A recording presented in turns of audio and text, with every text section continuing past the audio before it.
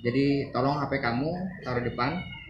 Saya mau dengar cerita kamu dan mungkin saya juga akan menambahkan seperti apa. Tapi jangan dikutip. Ini hanya apa? Hanya saya mau share aja sama kamu gimana. Ya, saya cerita. Pengusaha itu bilang ya, saya orangnya kok yang meyakinkan para politisi untuk mau. Sebelumnya sudah ada baik lobby tapi tidak mau, tidak mau jalan. Dan dia menyalahkan justru ke Golkar. Kenapa dokumen yang ini kok dibuang? Harusnya dokumen-dokumen kayak gini kan harus dihancurkan, dipakai paper shader, menghancur kertasnya. Tapi kenapa? Ya itu ya udahlah. Tapi bagaimanapun ya ini memang sejarah. Dan apa yang Bapak Ibu selanjutnya ketahui, saya dikasih uang, ingin dikasih uang, pecahannya 100 US dollar, satu map coklat full, mungkin $10.000. Ya hitunglah mungkin 180 juta atau berapa itu. Oh hitungan 10.000, ya mungkin kira-kira $10.000 isinya. Tapi dia bilang ini buat kamu. Sebenarnya saya nggak bisa terima. Artinya buat entah buat apa gitu, nggak tahu motifnya apa. Cuma yang saya pikirkan saat itu, kalau saya memang niatnya untuk uang dari awal, kenapa saya nggak peras orang-orang itu dari awal? Saya nggak usah nulis buku. Tapi kemudian kan saya lebih memilih untuk ini. Ya apa teman-teman ya, saya cerita ke beberapa teman, wah padahal kan kalau misalnya lu ambil bisa buat biaya kuliah. Nggak apa. Menurut saya ini tadi lagi mungkin ini adalah tanggung jawab saya secara ya keilmuan saya di bidang sejarah, kemudian juga saya merasa saya kuliah dibiayai oleh rakyat Indonesia, jadi yang saya bisa lakukan ya sebatas ini. Kalau misalnya nanti ya sebenarnya saya banyak cerita mas, ini yang terkonfirmasi mas apa, jadi saya nulis di sini tuh semuanya sudah terkonfirmasi. Kayak misalnya contoh Ria Mizar Jayakudu mendapatkan ya ada pertemuan dan memerintahkan ya PDIP lah ya, sebut aja langsung PDIP memerintahkan untuk mengarahkan tank ke istana tanggal 22 Juli sore hari. Ya saya nggak serta-merta langsung percaya omongan orang itu, tapi kemudian saya tanya sekelilingnya, oh, oke benar.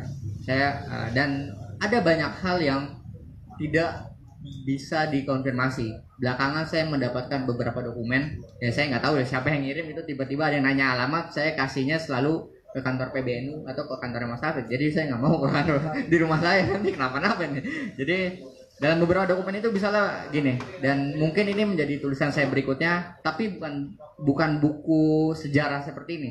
Mungkin modelnya berubah menjadi fiksi karena tidak bisa untuk dikonfirmasi. Misal gini, dalam salah satu dokumen yang saya temukan itu ada seorang politisi, ya udah Golkar gitu, orang Golkar memberikan uang 500 juta kepada salah satu pemuka agama, organisasi agama lah ya, ucapan terima kasih karena tidak ikut-ikutan komentar tentang kasus Bang Bali yang menyebutkan Akbar Tanjung. Uangnya 500 juta, di situ ada jelas ada matrainya, ada tantangannya, dan saya dapatkan asli. Tapi gimana saya mau wawancara misalnya yang tokoh agama itu sudah meninggal. Dan banyak lagi cerita, misalnya ada banyak lah, misalnya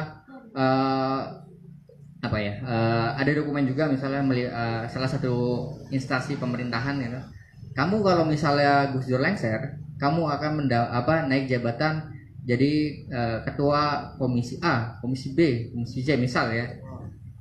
Begitu saya cross check di internet, singkat aja maksudnya riset yang sederhana itu dari googling, saya ketik namanya orang-orang itu, ada kalau nggak salah ada 7 atau 8 orang, memang naik tapi berubah posisinya. Misalnya saya dijanjikan menjadi redaktur olahraga, tapi saya naik jadi redaktur tapi ekonomi, dan orang-orang itu kebanyakan sudah meninggal. Jadi itu karena tidak bisa dikonfirmasi, karena saya harus patuh terhadap metodologi dan data yang saya harus data, mungkin menjadi menarik akan dibuat fiksi. Kenapa? Karena juga harus menyasar banyak orang ya. Menurut saya masalah penjatuhan presiden ini adalah masalah besar. Jadi bagi anak-anak muda mungkin yang tidak tertarik dengan buku teks sejarah tapi lebih suka kepada novel atau segala macam, dan mungkin itu bisa jalan masuk buat mereka supaya tahu bahwa Gus Dur dilengserkan karena kekuatan oligark lama. Oke, terima kasih, tepuk tangan sekali lagi untuk kedua beliau. Saya langsung persilakan untuk yang hadir di sini untuk bertanya. Silakan. Oke, Mas Yai Idris, Ketua RA Kabupaten Tegal. 3 penanya, siapa sama lagi sebelum ini? Oke, Mas yang dari sana nanti perkenalkan. Terus satu lagi. Oke, dari pojok sana. Oh, Mas.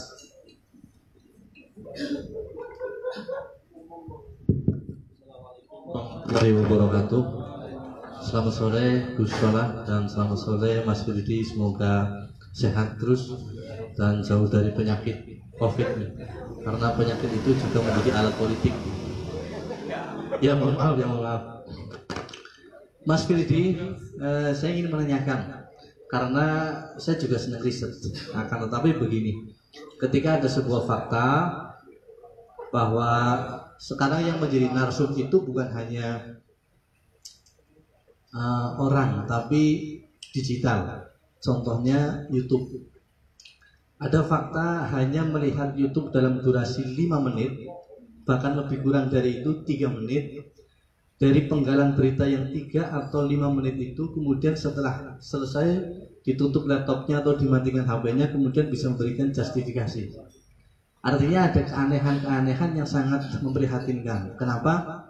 Hanya dengan durasi yang begitu singkat bisa memberikan justifikasi yang begitu hebat.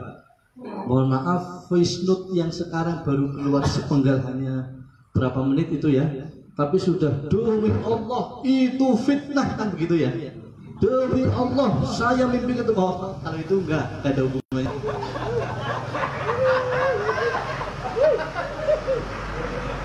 Meskipun nggak ada hubungannya, tapi kita paksa ada korelasinya lah. Kira-kira kalau di Jakarta di Petamburan, kalau di Kabupaten Tegal di Ketitang. Kalau di Ketitang namanya Habib Bakir. Betul ya, kawan-kawan ya. Saya ingin menanyakan dari karena setelah saya bisa menyimpulkan sesuai dengan perasaan, bagaimana Mas Firdi itu bisa menempatkan tesis dan antitesis. Paling tidak sudah punya premis sebelum untuk menjustifikasi, menempatkan sebaik mungkin sehingga hasil riset itu bisa memberikan konklusi atau data yang objektif. Itu saja Mas Firdi, dan untuk oleh-oleh saya bawa pulang untuk cerita ke istri dan anak saya.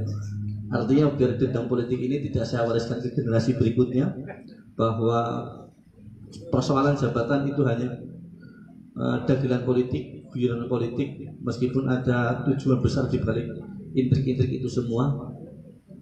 Kira-kira setelah mengungkap data tentang semut merah, Mas Firdi punya niat apa lagi untuk mengungkap data siapa lagi? Terima kasih. Assalamualaikum warahmatullahi wabarakatuh.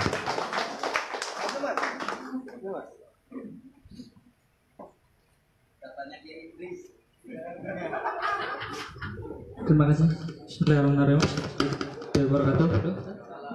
Sebelumnya terima kasih kepada Mas Samsul Falah yang telah memberikan kesempatan saya untuk bertanya, dan para narasumber yang sudah memaparkan begitu jelas tentang buku ini dan sejarah Gus Dur ya. Sebelumnya perkenalkan, nama saya Muhammad Faisal Umar, mahasiswa bahasa dari Universitas Pancasakti Tegal. Kebetulan saya datang ke sini karena melihat pamflet dari kawan-kawan saya yang notabene adalah mahasiswa pergerakan dari NU.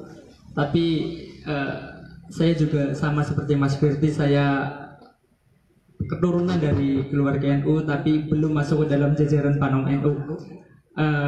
Saya tertarik dengan apa yang telah dikatakan oleh Mas Firdi, bahwa Mas Firdi sendiri bukan pemuda atau seseorang yang masuk ke dalam Panom NU, tapi mengajak kawan-kawan yang masuk ke dalam Panom NU untuk berkarya, khususnya untuk karya-karya Nahdlatul Ulama sendiri. Dan yang mau saya tanyakan, menjerat hol dan bedah buku menjerat Gus Dur ini, apakah sudah pernah menyentuh di jaringan-jaringan kampus atau kemahasiswaan yang maaf notabene di luar NU? Selain itu juga pernah dibedah atau pernah diskusikan di lingkungan masyarakat yang notabene di luar NU? Karena yang saya dengar dari teman-teman juga sama orang-orang, Gus Dur adalah seseorang yang pluralisme gitu, pluralisme. Maka yang saya tanyakan, apakah pernah dibedah buku menjerat Gus Dur atau menyentuh masyarakat dan mahasiswa yang notabene di luar NU? Terima kasih. Assalamualaikum warahmatullahi wabarakatuh. Yang terakhir.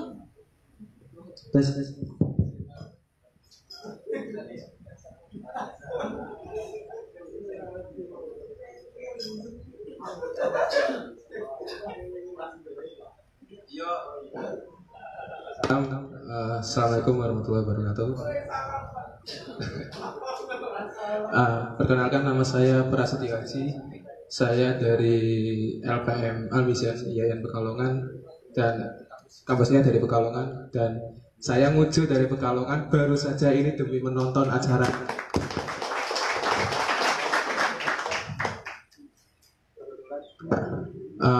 Saya ini masih aktif juga di PPMI, Perhimpunan Pers Mahasiswa Indonesia yang Pekalongan. Nah, yang mau saya tanyakan di sini kan apa ya, data yang dijabarkan sama Mas Firdian ini kan, wah gila banget ini. Ini datanya ini banyak banget dan nggak cuma dari satu data aja. Nah, yang mungkin mau saya tanyakan lebih konkret adalah lebih gaya kepenulisannya.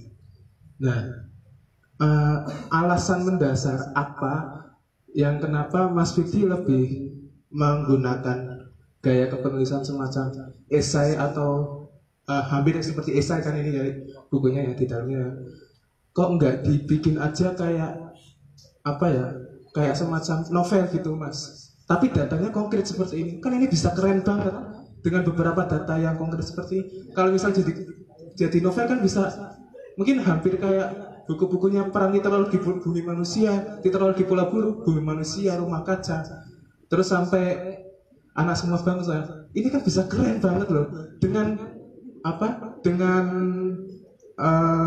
bahasa gaya kepenulisan novel yang lebih disantuikan. Saya kira ini buku pasti akan lebih booming lagi. Nah, mungkin lebih itu sih alasannya. Kayak mungkin buku-bukunya Perang, buku-buku Max Havelaar, Multatuli itu kan keren banget. Itu novel, tapi data risetnya asli. Dan alasannya mungkin itu, Mas. Terima kasih. Assalamualaikum. Langsung Mas, barangkali. Terima kasih untuk penanya. Pertama saya jawab pertanyaan Kiai Idris. Apa ya Mas? Kalau dalam riset itu sebenarnya kalau saya sih nggak usah memaksakan tesis sih. Biasanya kan kita sudah punya pandangan, hipotesis lah. Pokoknya nanti harus begini, harus sesuai dengan keinginan saya gitu. Tapi pada dasarnya kan kita juga meriset atau menuliskan berdasarkan data lapangan. Ketika data lapangan tidak berbicara, tidak sesuai dengan apa yang kita harapkan, ya kita harus mengubah itu. Jadi saya pikir ini juga beberapa kendala dulu ya ketika saya menulis skripsi saya kemudian dibukukan juga itu tentang forum demokrasinya Gus Dur. Kayaknya akan cetak ulang nanti tahun depan. Ya awalnya saya bilang bahwa Fordem itu sesuatu yang wah dan sebagai antitesis terhadap ISMI. Konteksnya saat itu adalah politik ya, Islam politik dikanalisasi menjadi ISMI karena kenapa? Karena tentara sudah mulai tidak dipercaya lah oleh Soeharto. Kenapa? Karena Benny Murdani dianggap akan melakukan kudeta. Jadi butuh perimbangan kekuatan politik lain. Islam politik dianggap besar. Jadi tapi ternyata sejalan saya riset ya ternyata Fordem itu memang awalnya adalah untuk melawan ISMI, tapi lawan sesungguhnya itu bukan ISMI, melainkan Soeharto. Jadi ISMI adalah hanya sebagai pintu masuk, alat yang untuk dilawan sesungguhnya adalah Soeharto. Jadi ya saya harus mengubah apa yang saya sudah saya bayangkan, kira-kira akan kesini dan ya awalnya kan saya melihat bahwa Gus Dur sudah memprediksi gejala islamisasi yang keras dan juga politik yang intoleran itu berawal dari ISMI. Konteksnya saat itu ya, sekarang kan ISMI juga bukan apa-apa gitu, nggak punya kekuatan besar juga. Kalau dulu kan dia disokong oleh Soeharto. Jadi kalau dalam riset memang kita memang harus punya bayangan, tapi juga jangan kemudian sesuai dengan kehendak kita. Jadi saya ingat ada teman saya, ini cerita biasa aja. Saya kan juga kalau dalam dunia waktu lagi kuliah saya sering dimintai jadi editor Mas, sama skripsi senior saya. Tolong dong editin bahasanya atau apa gitu. Nah, salah satu teman saya ini cerita skripsinya tentang BTI. Tapi dari awal dia sudah bilang bahwa BTI itu organisasi yang paling benar masalah undang-undang agraria. Tapi dia menyingkirkan fakta-fakta yang bahwa BTI menyerang pesantren-pesantren dan itu ada aksi sepihak namanya, dan itu juga penting untuk dimasukkan. Dan tadi kaitannya tesis dan antitesis. Tapi ternyata teman saya ini cherry picking, ambil yang bagusnya aja. Dan akhirnya kenapa riset itu dianggap jelek dan dianggap pamflet partai. Padahal saya sudah dari awal sudah bilang ini harus masukin. Ya enggak lah, udah capek gue. Jadi juga gue mau bantah tesis bukunya si itu gue yang bilang BTI nggak salah. Jadi kan ada dalam dunia riset ya kita harus setia pada fakta lapangan, bukan pada apa yang kita inginkan. Apa dasen dan solena itu harus jelas gitu ranahnya. Mungkin itu yang kedua. Setelah ini mau ditulis apa yang mau?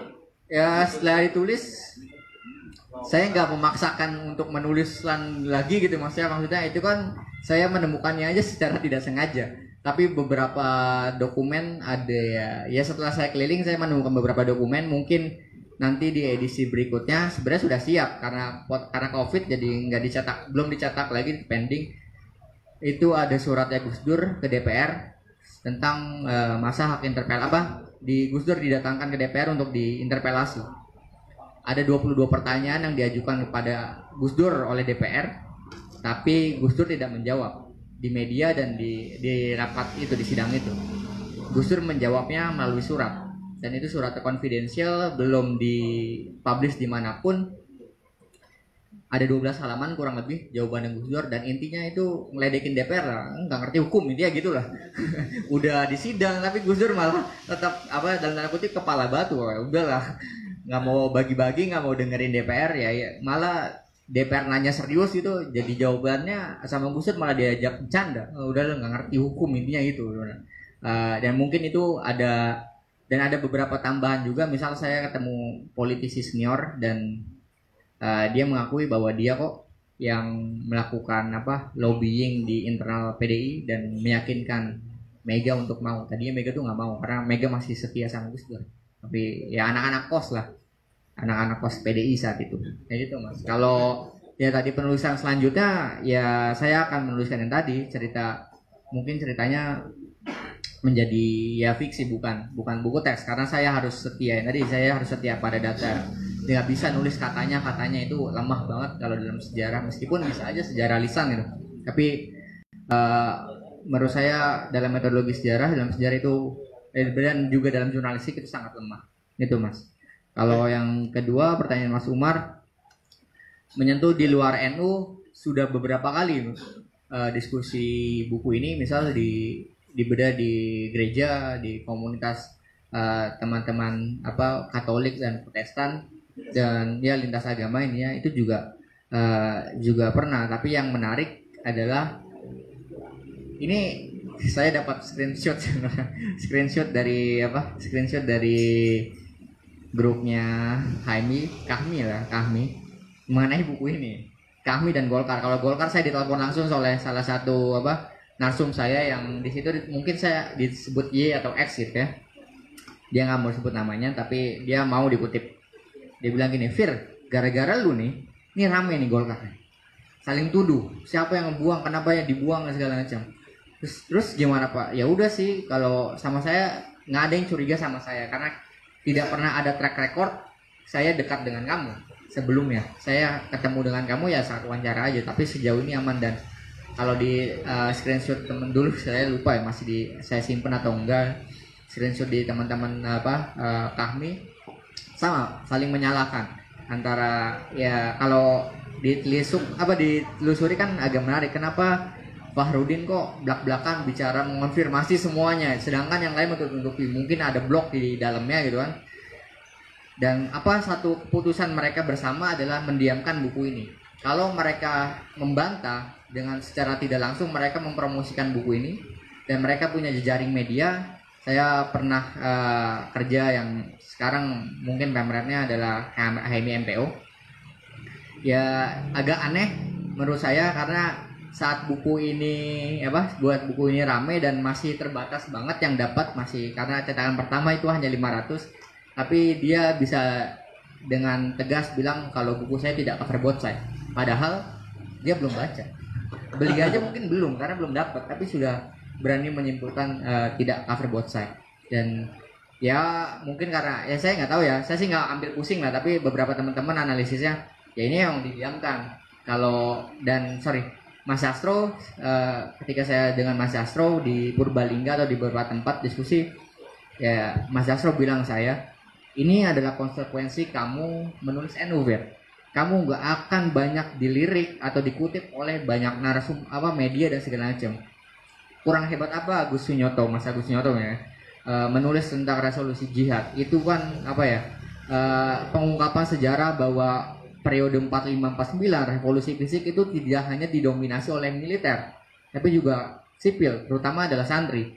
Dan sampai hari ini ini biasa aja buku itu. Jadi yang harus meramaikan kata Mas Astro ya kita sendiri orang-orang NU. Kalau tidak ya siapa lagi? Karena memang ya saya kurang mengerti ya kondisi kalau Mas Astro dan teman-teman cerita konteks global yang tidak suka dengan NU dan segala macam. Tapi saya tidak ambil ke sana. Yang penting saya jalan aja dan masalah diterima atau tidak masalah juga bagi saya. Beruntung kalau misalnya ada teman-teman HMI gitu misalnya yang membantah buku ini itu kan jadi lebih baik, perdebatannya jadi lebih sehat dan lebih dialektis. Itu yang sebenarnya diharapkan kan dari sebuah penelitian. Bukan bagus kalau ada yang meneruskan itu, tapi juga lebih bagus lagi kalau misalnya ada yang membantah dan siapa tahu saya bisa menuliskan bahan tanah sendiri kayak gitu Mas. Dan terakhir sebenarnya kalau boleh jujur buku ini awalnya untuk tesis. Jadi saya dulu sempat mendapat hadiah itu dalam salah satu narasumber saya di buku Fordem, almarhum Bos Rahman Toleng. Bos, saya manggilnya Bos karena teman-temannya manggilnya Bos. Dia mentor Rocky, Rocky Gerung. Bos bilang, gua kasih LOE, lu ke Amerika. Kampusnya sih nggak begitu terkenal, tapi lu belajar di sana Asian Studies, ilmu politik dan Asian Studies. Ya udah saya dapat ini, ya udah saya semangat lah nulis. Nah celakanya bos itu tidak menanyakan kemampuan atau nilai IELTS saya dulu. Jadi kasih waktu setahun lebih lewat gitu. Jadi ya udahlah. Jadi saya terbitkan buku aja masalah riset nanti juga bisa ketemu sendiri kok. Dan kenapa tidak menuliskan dalam bentuk fiksi? Ini akan jadi aneh menurut saya Mas. Kalau misalnya data yang saya udah punya data primer, saya sudah wawancara jelas. Kenapa harus dalam bentuk fiksi? Apa saya takut untuk mengungkap? Saya pikir nggak ya udah nanggung lah kalau mau mati sekalian itu kan. Kalau Multatuli kan bilang sikap setengah hati itu tidak menghasilkan apa-apa, setengah benar berarti tidak benar, setengah baik berarti tidak baik. Jadi ya mendingan 100% aja kerja sendiri kan. Jadi yang mungkin lagi kalau masuk akal gitu Mas bukan fiksi tapi lebih ke jurnalisme sastrawi. Bisa aja tadi sempat kepikiran untuk menuliskan semacam jurnalisme sastrawi yang biasanya itu diktatnya aja Pantau ya, lembaganya Mas Andreas Sarsono. Tapi juga ya karena tadi saya memang awalnya itu untuk membuat tesis, jadi saya tidak lebih ke sana dan saya lebih memilih ya udah ini pertanggungjawaban saya. Dan sebenarnya secara jujur gitu ya, kalau ditanya seneng atau tidak keliling gitu ya, saya jujur bukan orang yang terlalu suka tampil di publik. Saya biasa sama teman-teman ya, tempat kerja saya pun mentor saya pun lebih biasa di belakang layar. Tapi ya ini pertanggungjawaban saya dan saya harus bertanggung jawab dengan apa yang saya tulis. Itu aja gitu Mas. Oke, tangan untuk kita semua. Waktunya kira-kira ada yang mau nanya satu atau dua? Oke, Mas Haji, dua saja udah cukup. Tapi nanti saya juga akan menanya jadi 3 kira-kira gitu. Singkat saja, Mas Haji. Barangkali nanti ke Gusola. Ya.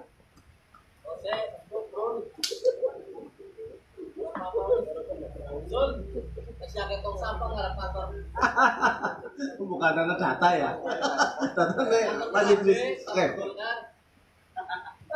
Ya, Assalamualaikum warahmatullahi wabarakatuh. Terima kasih atas kesempatannya. Tidak lama yang ingin saya sampaikan bahwa buku ini membuka wacana baru bagi kita semua berkaitan dengan yang pertama, bahwa Gus Dur kita ketahui bersama adalah tokoh pluralis, tokoh toleransi. Maka Gus Dur itu membuka tabir yang pertama bahwa masih merebaknya intoleransi agama, yang kedua masih merebaknya intoleransi ekonomi, dan yang ketiga masih mengakarnya sistem oligarki di Indonesia, bahkan sampai ke wilayah ranah mahasiswa. Lah, ini semua bagaimana positioning terkhusus, ini juga pertanyaan untuk Gosol, bagaimana positioning NU ataupun pemuda NU dalam memposisikan diri ke wilayah sistem oligarki yang Indonesia, dan itu orang-orang lama yang masih berjalan sampai hari ini dan masih memiliki kekuasaan kuat. Lah, posisi NU, posisi pemuda NU, bagaimana untuk memposisikan itu? Karena data ini cukup kuat, data ini cukup membuktikan. Kalau istilah Gus Dur dulu kepada Caimin, kalau anak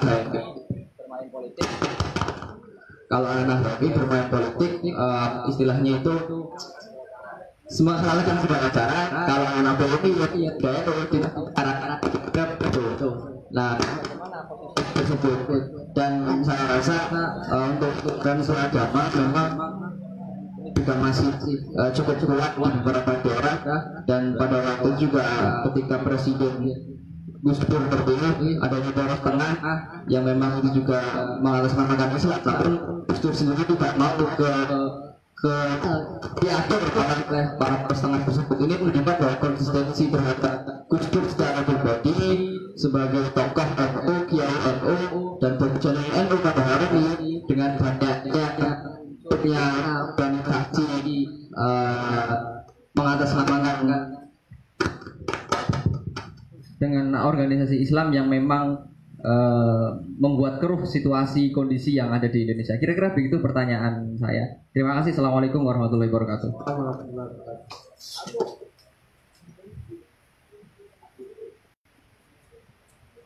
Iya, ini buat Gusola.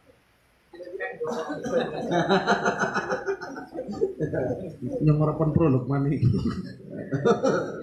Ini langsung saja. Pertama buat Mas Firdi, apa pendapat panjenengan mengenai sebuah pendapat ada yang mengatakan bahwa justru Gus Dur itu dikhianati oleh orang-orang terdekatnya, seperti yang saya dinarasikan di wayang bahwa Gus Dur itu justru dikhianati oleh orang-orang terdekatnya, di mana posisi Matori Abdul Jalil waktu itu fungsinya dia itu apa, mengcover Gus Dur dalam rangka itu tadi. Kemudian apa tidak ini menjadi sebuah istilahnya justifikasi bahwa Gus Dur itu gagal dalam hal komunikasi politik, makanya terjadi pengkhianatan serta penjeratan di mana-mana. Kemudian kepada Gusola, setelah Mas Firdi ini membuka sebuah rahasia yang selama ini terpendam, apa yang akan dilakukan oleh generasi muda Nahdlatul Ulama, khususnya gerakan pemuda Ansor, setelah ini terjadi, yang merupakan tamparan keras buat anak-anak muda kita bahwa ternyata yang justru membongkar itu orang-orang di luar NU. Nah, untuk meluruskan ini sebagai menjadi dari sebuah buku menjadi sebuah fakta sejarah yang nantinya akan diajarkan di sekolah-sekolah, kedepannya mau ngapain? Terima kasih. Oke, untuk Gisengek. Sebetulnya menyambung dari dua pertanyaan ini, Mas, sebelum juga termasuk nanti closing statement. Betul. Apa kemudian proses ini dimaknai sebagai Gus Dur itu gagal menjadi politisi, Mas? Tapi juga meaningnya juga harus kita tarik bahwa sebenarnya apakah menjadi politisi nggak bisa seperti kayak Gus Dur? Di tengah peradaban yang begini, adanya tadi apa yang dikatakan Gus Sola itu, Gus Dur membangun idealisme di tengah orang pada dalam suasana selesai di belakang dan sebagainya. Ini yang menurut saya juga penting untuk menyiarkan bahwa kita sebagai generasi penerus cara-cara politik Gus Dur itu harus menjadi satu ruh bagi kita untuk terus menyuarakan idealisme, tapi juga ada ruang kekuatan yang lain untuk kemudian terus jangan hanya 18 bulan saja, kira-kira begitu. Monggo Mas.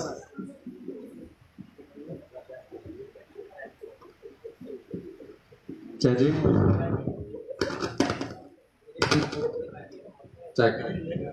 menegaskan saja bahwa Gus Dur itu orangnya adalah khariqul adat,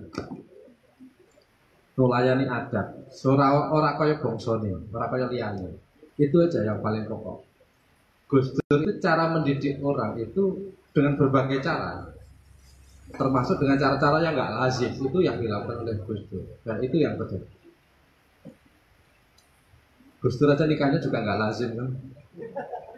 Gus Dur itu nikahnya nggak lazim, diwakili oleh keris sama pamannya. Tamu undangan kritik mesake Nuriyah bojone tuwa, jumlahnya pamannya, itu mewakili Gus Dur. Gus Dur waktu itu masih di Mesir. Jadi jenengan bisa lihat videonya Gus Dur wawancara dengan King Andy setelah beliau lengser. Gus Dur itu dengan entengnya, di Indonesia ini musuh saya yang pantas jadi musuh saya itu cuma satu, itu pun sudah mati, Soeharto. Jadi yang lain-lain nggak dianggap, Matori yang nggak dianggap, semuanya nggak dianggap, nggak ada, itu biasa dinamika. Jadi sesuatu yang bukan hal yang problem besar bagi Gus Dur, hanya Soeharto. Nah, apa yang dilakukan Mas Lutfi ini sebenarnya bukan hal baru, membuka sesuatu yang baru. Ini hanya menguatkan, mengafirmasi apa yang sudah terjadi.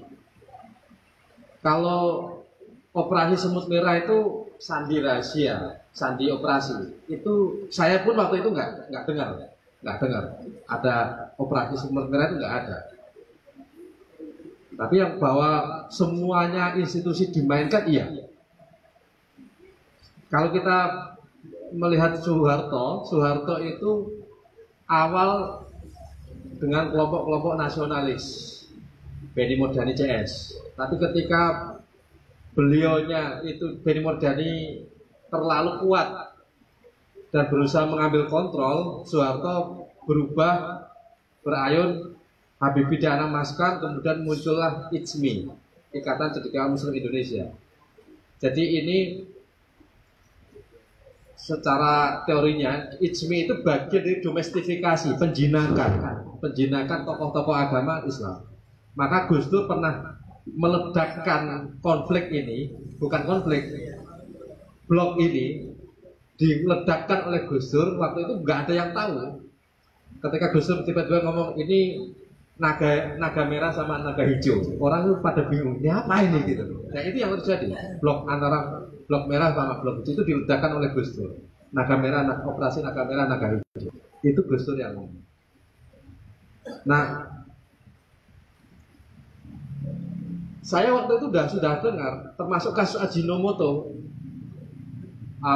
haramnya Ajinomoto itu juga dengar. Ini operasi intelijen, operasi intelijen. Jadi memang dalam berbagai teori operasi intelijen itu, situasi chaos itu dalam hal tertentu itu dibutuhkan dan harus dilakukan. Dalam banyak kasus di Indonesia yang memicu itu, ya salah satunya adalah soal halal haram itu dianggap bagian dari memicu untuk situasi chaos. Orang kan jadi resah. Nah, ketika resah ini lah kemudian isu-isu itu masuk. Nah, berbeda dengan situasi hari ini yang sudah tidak terkontrol karena informasi sangat liar. Maka dalam suatu kesempatan Gus Iim itu pernah cerita, adiknya Gus Dur itu, yang disesalkan terhadap Mas Dur itu adalah kenapa kebebasan pers itu dibuka sebebas-bebasnya. Karena itu akan mencelakakan Gus Dur. Dan benar, akhirnya memang Gus Dur dicelakakan oleh kebebasan ini. Bagi Gus Iim, kebebasan pers itu tetap harus dikendalikan, dikontrol. Ya, dilonggarkan boleh, tapi tetap ada kontrolnya dan tidak sebebas-bebasnya apa yang dikatakan Gus Dur. Tapi Gus Dur memang sengaja mau membebaskan itu dan bahasanya baik komitmen terhadap demokrasi ya begitu. Maka dalam beberapa kesempatan juga Gus Dur pernah ngomong ke teman-teman NU juga. Konco-konco NU ini nek ngomong demokrasi aja banter-banter. Lah kenapa Gus? Ya kan yo padha karo apa ngilani awak dhewe. Kita akan melihat diri sendiri. NU demokratis apa urung sih? Kira-kira begitu loh. Jadi ngomongnya aja banter-banter. Dilakoni wae, dilakoni aja. Dijalani aja. Nah, itu yang dilakukan Gus. Nah, yang kita harus sadari di dalam setelah kasus ini, kita perlu belajar, anak-anak muda ini perlu belajar bahwa kesiapan kita, Nahdlatul Ulama, generasi muda ini untuk mengambil alih ataupun mewarnai republik ini itu masih punya PR yang cukup panjang. Kenapa? Ya kita tidak punya kesiapan untuk mengambil ruang-ruang strategis yang ada. Orang NU itu mohon maaf, zaman-zaman dulu itu orang ngertinya itu kalau sekolah, saya itu sekolahnya itu di UNS, Fakultas MIPA Fisika. Tapi orang sekampung saya ngertinya saya di IAIN. Ngertinya saya ya mondok gitu.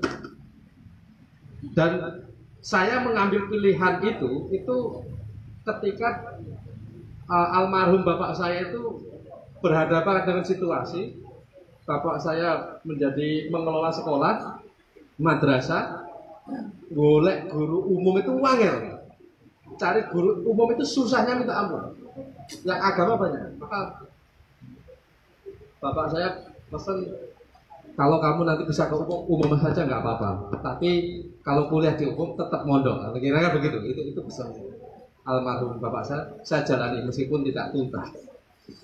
Nah, sumber daya NU ini banyak melimpahkan ke sana. Kalaupun ada, itu ya mohon maaf yang sifatnya NU yang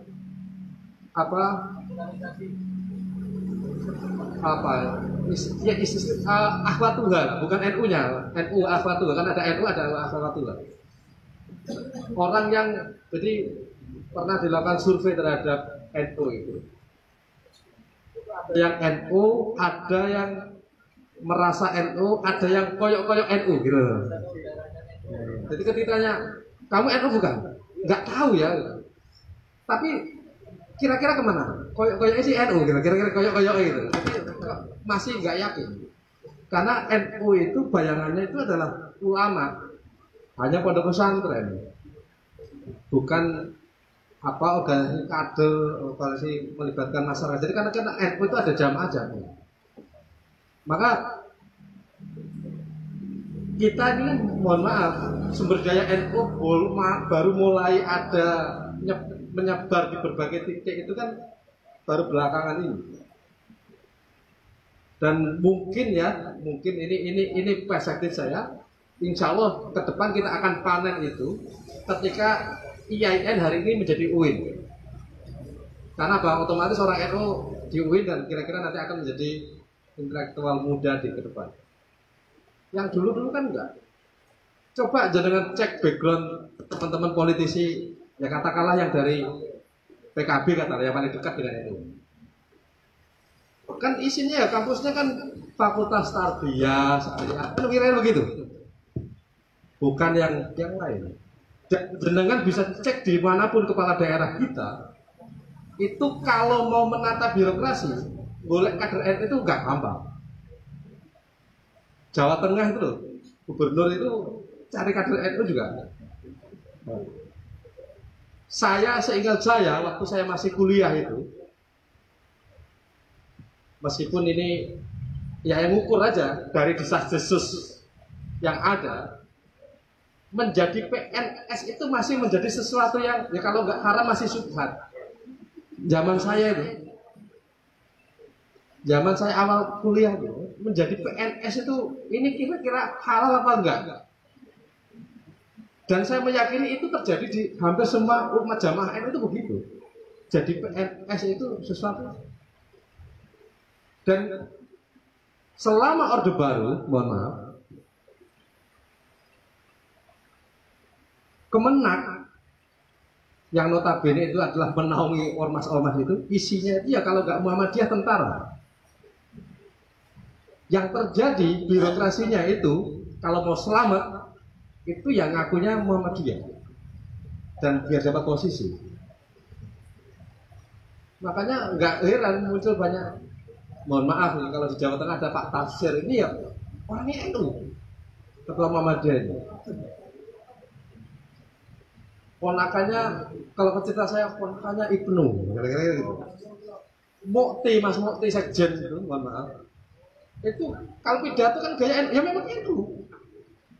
Dia jadi ketua Muhammadiyah itu kecelakaan, tiba-tiba digeret dadekke kan gitu. Waktu di Semarang. Makanya kalau pidato itu iso guyon, hasil NU kan kalau pidato no guyon-guyon, ya sih harus sama. Nah, ini PR. Bayangkan dengan kelompok-kelompok Islam transnasional. Kelompok Islam transnasional ini kalau kita melihat jejaknya, itu masuk ke Indonesia itu mulai tahun 80-an. Dan pilihan strategisnya kampus. Bayangan saya begini, itu bisa menjadi pilihan strategis atau pilihan kepepet. Dua-duanya. Kenapa? Dia ke masyarakat nggak mungkin. Ada NU yang banyak, pengajian NU jalan, dia tiba-tiba neko pidato kan saru. Nggak iso. Yang bisa dilakukan apa? Kampus, mahasiswa, orang yang tidak bermasyarakat,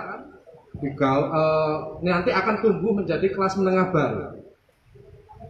Bayangkan 80 ke sekarang itu sudah berapa tahun? 40 tahun. Kalau mahasiswa itu umurnya masuk umur berapa?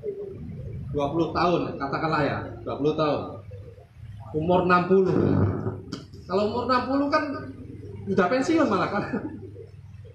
Artinya apa? Mereka kader-kadernya yang sudah tersebar di berbagai sektor strategis kan gini.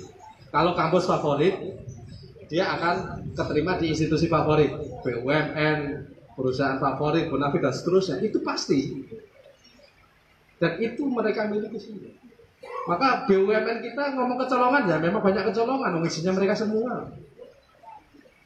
Kalau ngomong kuliah Ramadan yang ceramah Kiai Said Akil atau Haidar Nasir itu kan pas acara besar-besarnya. Yang kajian likoknya kan nggak tahu gitu.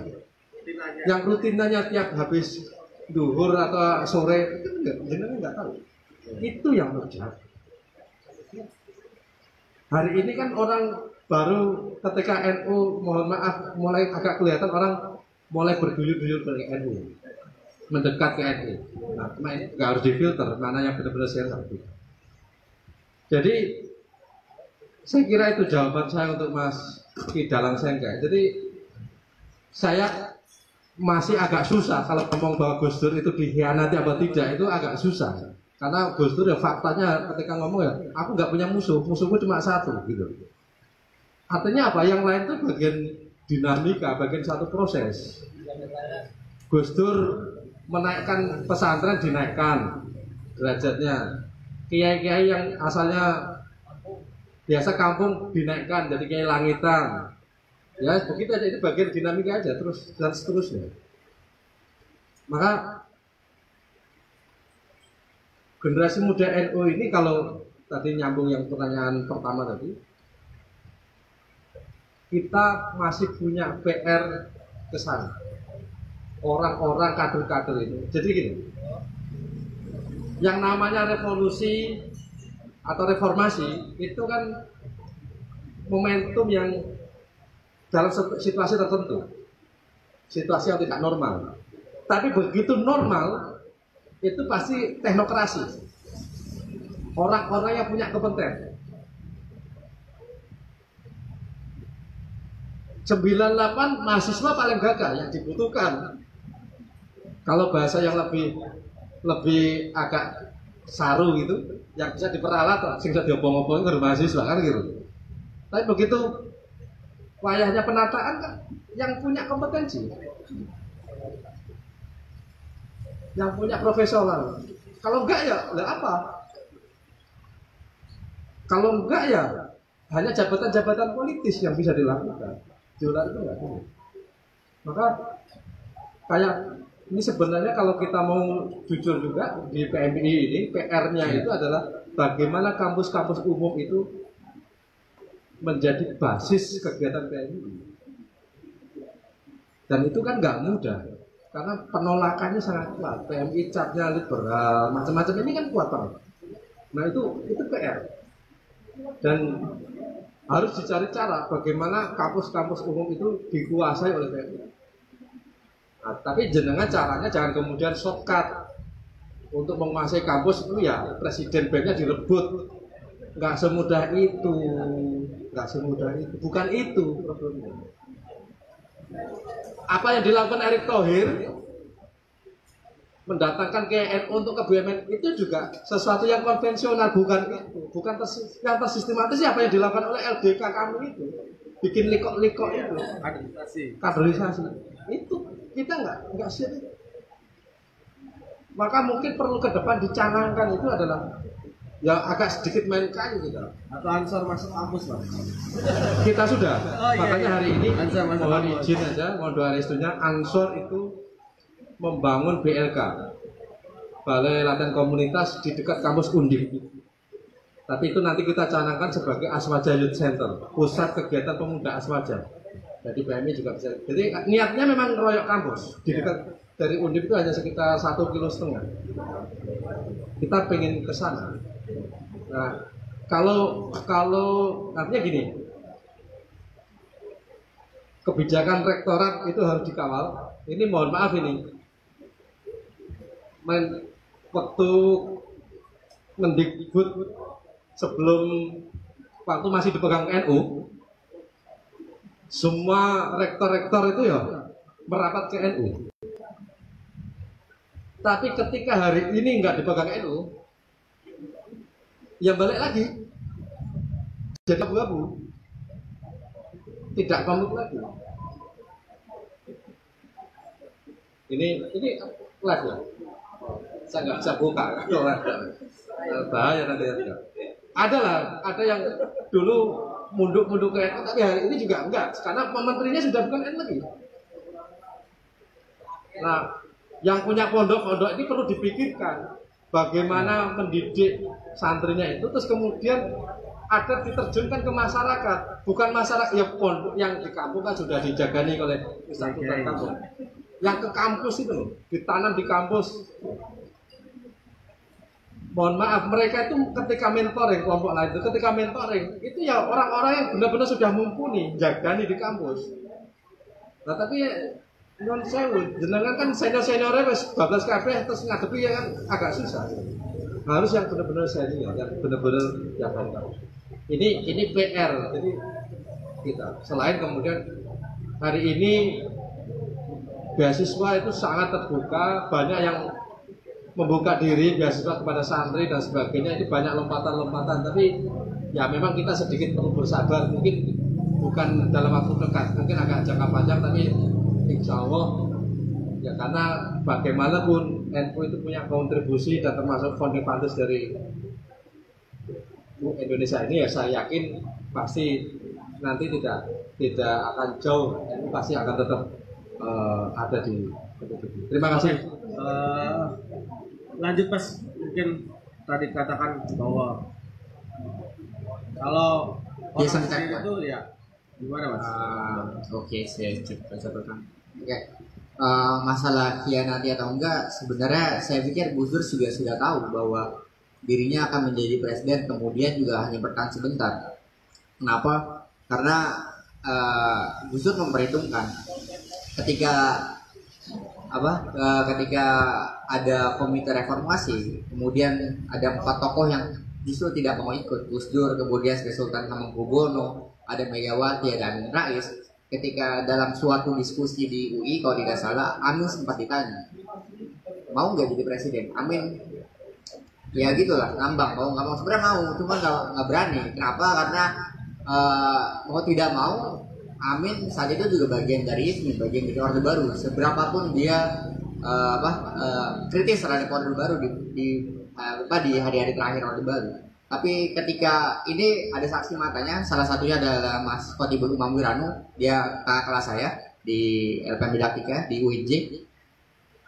Mas Umam cerita, jadi gini, dan ini terkonfirmasi bukan cuma Mas Umam juga, ada beberapa orang yang menyaksikan juga bilang, jadi gini, Amin merasa dirinya kurang mendapat dukungan dari masyarakat. Oke, Amin mendapat dukungan, ya saya kutip juga itu wawancaranya Amin sendiri yang bicara bahwa saya dipilih oleh ada sebuah pertemuan di rumahnya B.J. Habibie, kemudian ada Wiranto dan lain-lain petinggi-petinggi partai yang tidak diundang, hanya PKB dan PDIP itu, bahwa Amin untuk naik menjadi presiden. Tapi Amin membantah, bilangnya kenapa? Karena saya sudah punya agreement dengan Gus Dur.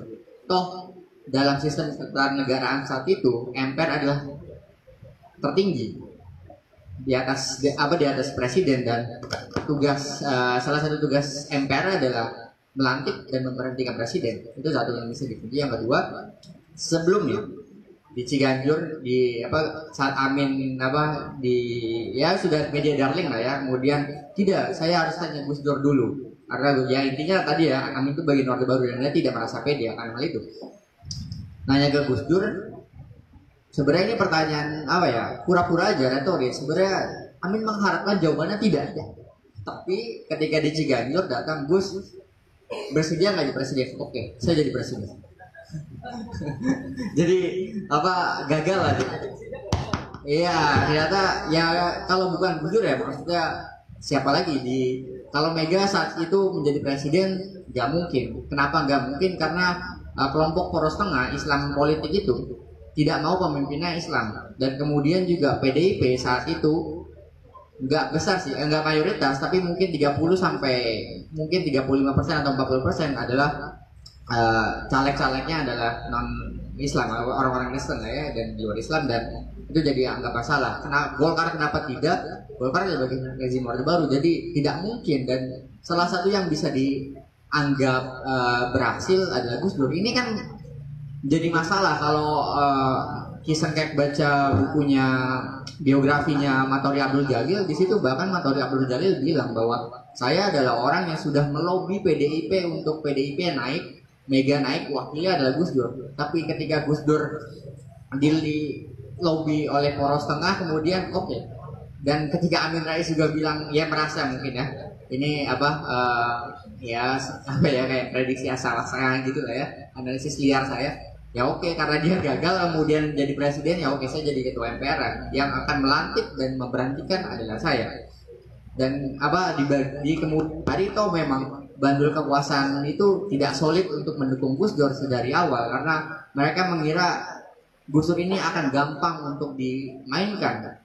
Sebagai contoh, seminggu setelah Gus Dur dilantik, Amin langsung mengancam untuk menarik dukungan. Kenapa? Karena Amin ingin Fuad Bawazir menjadi Menteri Keuangan. Gus Dur bilang nggak bisa.